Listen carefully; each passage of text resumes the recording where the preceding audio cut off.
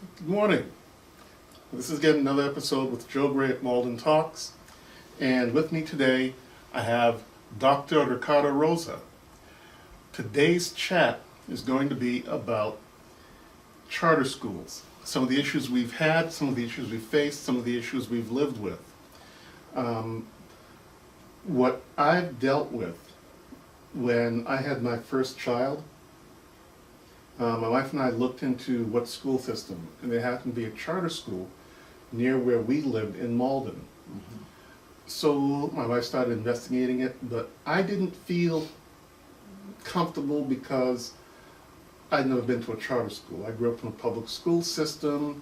I spent, I don't remember how many years at a Catholic school, and then I ended up in the public school system again through the 12th grade. After doing some research, we found out, or we got the impression that the public schools near where we lived were just as good as the charter school without all the hassle.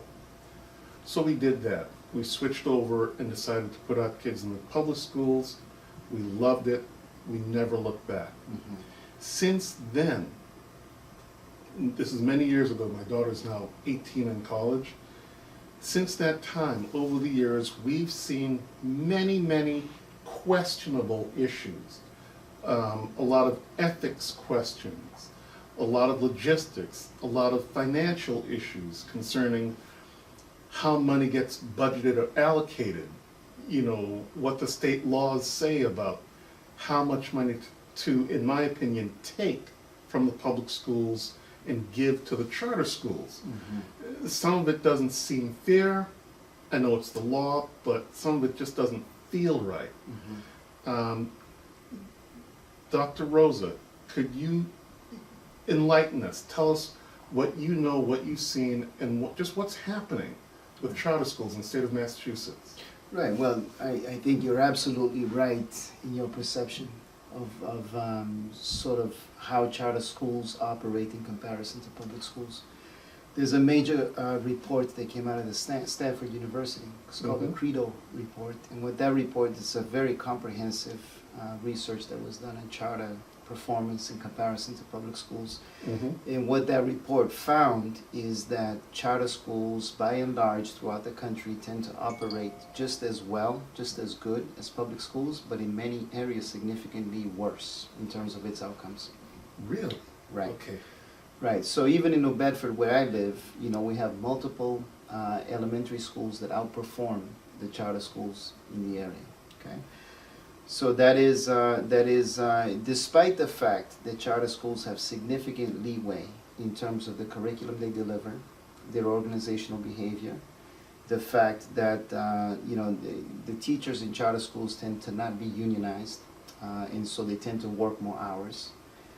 Despite all of this leeway in things that they can do, they still don't perform as well as public schools in many instances. So it's a structure that is highly problematic in my opinion. I see it as a moral issue, really, right? So, and I've worked in charter schools, I've worked in public schools, I've worked in private schools. So I have the experiential knowledge as well. But the whole idea that you can charter, an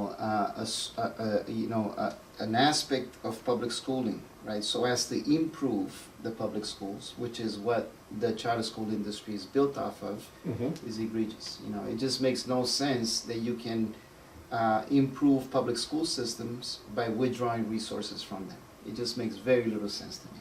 So in New Bedford right now, we were dealing recently with the possibility of a $15 million cut as a result of one charter school wanting to expand its seats by 1,000. That's incredible. Seats. Right. $15 million out of the system for that town, that city. That's, pardon my French, pardon my lack of flavor, but that's crazy. It's egregious. I mean, what we were looking at is the possibility of having many programs dismantled that are working extremely well in our public school system. We were looking at the possibility of having, teachers being laid off. The possibility also of having, again, multiple after-school programs cut. Arts programs normally are the ones that are first to go. We already, have a school system that's underfunded by $40 million by the state. So on top of that, you're talking about an additional $15 million being extracted as a result of this expansion. We have middle schools in our city that have no libraries, no librarian, I should say. There is a space for a library, the books are there, but the kids don't check them out because there's no librarian. You're preaching to the choir. That's one of the biggest problems Right. we've been complaining for years Right. in Malden. No librarians. Right. They got cut. Right, exactly. Can I tell you a really scary little story? Sure. When I first started getting very involved in this issue concerning the charter schools, Mhm. I found out the hard way that a lot of tentacles Mhm. from the charter school system reached into virtually all layers of government in my town. Oh, yeah. And I was kind of shocked when I found out that the chairman of the board of the charter school actually sat on the city council Sure. and was helping pass laws and ordinances or whatever that affected the public school system. Sure. I felt a little bit of a public, a conflict of interest. Of course. Here's how bad it got one year. One year, we had an issue where one of the schools, literally the school where my children were attending, the roof was leaking. Right, right, The roof needed repairs. right. And the cemetery department for the city, the board of directors voted to gift Mhm. part of their budget that they didn't need to the schools to repair the roof, to do maintenance on the schools. Right, right. Guess who was practically the lone voice dissenting to stop the cemetery department from gifting budget money to the schools? Who was that? The city councilor who was the chair of the charter schools. Right. And everybody asked, why? Right, right. It was, I couldn't understand. I got very angry. Some of the teachers did something interesting. Right. They knew that at that time I was advocating for the public schools and doing all sorts of things throughout the city. Mhm. So they approached me and they handed me a chip with some video on it. Mhm, mhm, Inside the school building during a massive rainstorm, mhm. everything was covered in tarps inside the classroom. It looked like it was a video of apparently a waterfall coming into the classroom. Right, I right. said, well, this isn't safe. There are wires hanging from the ceiling, water pouring from the ceiling, like you're inside somebody's bathroom shower, Right, and nothing's being done. right, right. So since the teachers couldn't do anything, I said, give this to me, I'll do something with it. Right, I published that on social media. right. Everybody from the mayor on down, the entire city government went ballistic Mhm. because now there's video evidence that couldn't be denied. Right. People across the entire city got angry, Right, and the city council voted to gift the money to the schools to do building repair. right, right, The logic from the cemetery department was right. the living children, our living children, are more important than, nicer looking grass on the dead people. I mean, that's, or more trees in the cemetery. That's what it came down to. Right, right. And there was no logical reason to stop it. Right. And I've just felt ever since, Right. there's something going on. Absolutely. But I don't have the background or the knowledge to understand the scope Right. of what it is. Right. Last time we talked, there were some issues with the DESE Mhm. and some votes being taken. Could you remind me what those were? Well, basically, in our city, there was a backdoor deal that was cut between the Board of Education, Mm-hmm. the mayor of the city, as well as the superintendent of public schools here in the city. And the deal was cut behind closed doors. So instead of the charter school Mhm. being approved for 1,122 seats, it was approved for 450 seats. But in the process, the mayor actually gave up, a city building, a building that was once a school, to this Mm. charter school for free. I mean, they basically acquired the building. Mm-hmm. And For then free. for free. So that was one vote. But then there was a second vote, and the second vote basically stated that, okay, so for this deal to happen, The city council would have to approve it.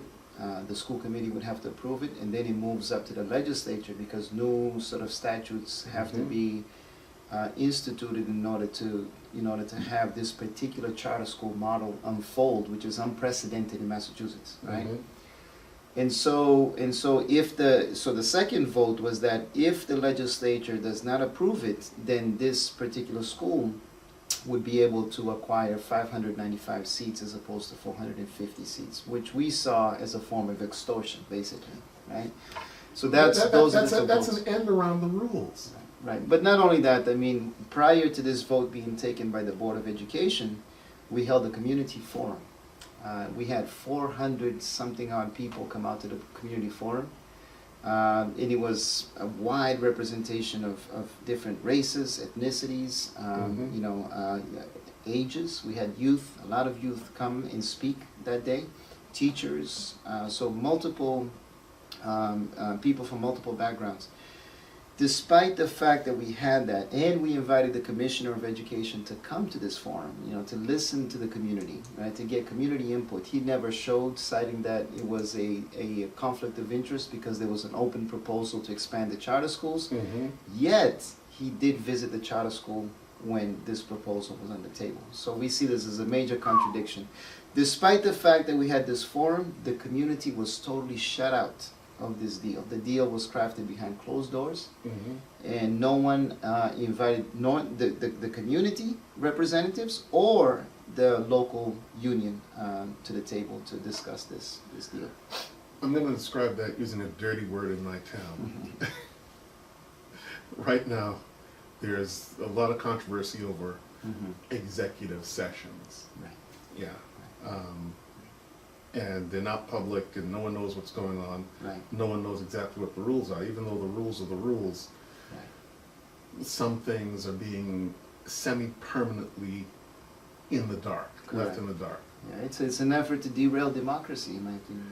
And there are a lot of rumors, a lot of things going on that we don't know, and executive session is really dragging us down, the whole Right. controversy. Right. We have a city councilor in my city who's effectively suing the city council itself to break open what's going on during executive session. And there's still a lot of controversy concerning this charter school. Right. Over the years, literally almost every year, something blows up. Either racial injustice, teacher pay, property rights, something Right. concerning this charter school. Right. Yeah, I think you're absolutely right. I think that your point about diverse, problematic interests sort of converging is totally true. If you look at the Board of Education, you have most of the members of the Board of Education are pro-charter school, and so I see Really? definitely. Well, one member, Sagan, actually contributed hundreds of thousands of dollars to the charter school industry. And so you have this situation where people are being strategically placed in positions, right, to move this charter school agenda. Both the Democratic Party as well as the Republican Party are supporters of charter schools. And so the only way to really, and if you look at the best, school system in the world with regards to its outcomes, right, and it was not the best. It was a school system that had many, many problems, would be Finland. And if you look at Finland's educational system, it does exactly the opposite of what we do in the United States, right? So there's no charter schools in Finland. There's very few private schools. Everybody's time and energy and resources is invested in the public school system. Teachers are paid as much as doctors. Teachers and administrators are part of the same union. There are no high-stakes testing in Finland. You have standardized testing just to take the temperature of different schools, but it's not do or die. It's not like kids will not graduate if they don't do well in their respective classes. So exactly the opposite is being done in Finland than what we do here, and it's a success. And again, Finland was not always that way, right? So it became that way. So I think it's very important, right, regarding this issue, to have citizens like you that are really researching and that become activists in the process. What we found in New Bedford is that it's impossible for us to really push back this thing unless the community is organized. And so here in New Bedford, what we did is we created a coalition called the New Bedford Coalition to Save Our Schools. And it's a very strong alliance between families, between teachers. Ignore that. It's a very strong alliance between teachers, between families, between young people. And the purpose of this alliance is to do two things. One is to resist this current expansion of charter schools in New Bedford. Two, and this is very important, the second part of it is also to create strong public schools. So we're interested, we know that there's no such thing as a perfect school or perfect school system. So we're interested in also looking at the obstacles that we're facing in public schools and working to transform them. Realizing that although we're doing that work, our public schools are really, a lot of them outperforming the charter school. Just to correct one small thing. Sure. I'm not a researcher. I'm more of an observer. And I've observed a lot of things. Like for instance, the last election cycle we had last year, we actually had a candidate for the school committee who was actually, in our opinion, a plant for the charter schools. She worked for the charter school, she was on some board of directors for charter schools, was one of the charter school systems. And the woman didn't present herself that way, but the word came out, and we saw a lot of money coming in from the charter school system, and she was good. She talked a really good game. But we sort of rejected it because, like, how can you be on the board of directors or of some organization that promotes charter schools, but then want to be on the school committee for the public school systems? We just felt that's a conflict of interest. Something's not right. It's a tremendous conflict of interest. It happens in multiple communities. But let me just say, the fact that you did all of that work makes you a researcher. But anyway, let me say that is happening across communities. You know, people are being strategically placed in these decision-making bodies We see it. so as to dismantle the public school system. If you look at, for example, an organization like the Broad Superintendent's Academy, right? It's an academy that trains school leaders to go into public school districts and actually disrupt them, so as to create more alternatives like charter schools, like other privatized arrangements like performance contracting, which is like, you know, giving aspects of public schools to private corporations to run, private organizations. So that's happening a lot. It's happening across the United States. And if you look at that organization, it gives you a clear indication of what's going on. But if you also look at another organization called the American Legislative Exchange Council, this is an organization that basically crafts cookie-cutter pieces of legislation that promotes charter schools and the like. And if you look at what's being introduced across legislatures across the country, you know, they're very similar, and a lot of it comes out of this organization. Great. I think this has been a great chat. Thank you. I'm amazed at how much information you have. Once again, I just want to let people know, this is Malden Talks. We've been talking with Dr. Ricardo Rosa, an expert in this field. Anything you want to say? Keep up the good work in Malden. Good to see you. I'm just an observer. Thanks. Take care.